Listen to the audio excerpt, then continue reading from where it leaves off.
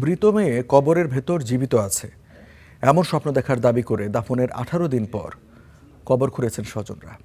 কবর খুঁড়ে মরদেহ দেখার পর ফের আগের মতো দাফন করা হয়। ঘটনাটি ভোলা সদর উপজেলার ভেলুমিয়া ইউনিয়নের চর রমেশ গ্রামে। এ নিয়ে এলাকায় চলছে ব্যাপক আলোচনা। গত 28 মে অসুস্থ হয়ে মারা যান 20 বছর বয়সী মরিয়ম আক্তার। পরে পারিবারিক কবরস্থানে তাকে দাফন করা হয়।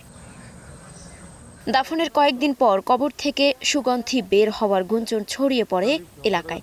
এরই মধ্যে পরিবারের কয়েক সদস্য দাবি করেন মরিয়ম তাদের স্বপ্নে এসে জানিয়েছেন তিনি জীবিত আছেন এবং তাকে জীবিত অবস্থায় দাফন করা হয়েছে। স্বপ্নের বিনিময়ে দেখছিলাম যে ও জীবিত আছে না মৃত আছে, বুঝছেন?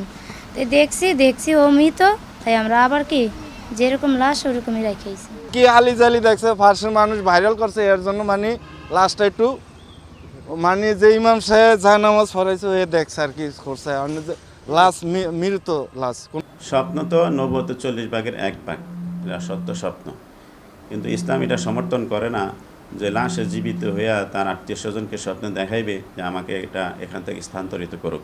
স্বপ্নের সেই দাবি ও নানা গুঞ্জনের জেরে মঙ্গলবার বিকেলে স্বজনরা কবর খুঁড়ে মরদেহ দেখার সিদ্ধান্ত নেন। স্থানীয় কয়েকজনের সহায়তায় কবর খোঁড়া হলে দেখা যায় মরিয়মের মরদেহে স্বাভাবিকভাবেই পচন ধরেছে। পরে পুনরায় আগের মতো মাটি দিয়ে কবরটি বন্ধ করে দেয়া হয়। পরিবারের সদস্যরা সরাসরি কথা বলতে রাজি না হলেও জানিয়েছেন সন্দেহ দূর করতেই কবর খোঁড়া হয়েছিল।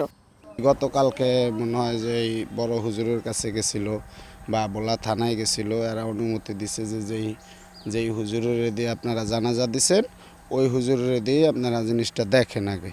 এরপরে কালকে কবর আপনার করিয়া পর্দা দিয়ে বেড়া দিয়া ওই হুজুরই দেখছে আপনার ওই পচে গেছে নাকি নষ্ট হয়ে গেছে, জীবিত নাই।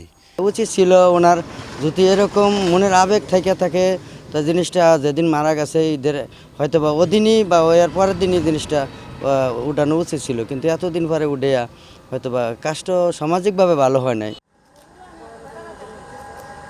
স্বপ্ন, গুঞ্জন আর আবেগের মিশেলে দাফনের 18 দিন পর কবর খোঁড়ার এই ঘটনা এখন ভোলা জুড়ে আলোচনার কেন্দ্রবিন্দু। তবে কবর খুঁড়ে দেখা গেছে মরিয়ম জীবিত নন, স্বাভাবিক নিয়মেই সমাহিত রয়েছেন তিনি। Desk report, star news.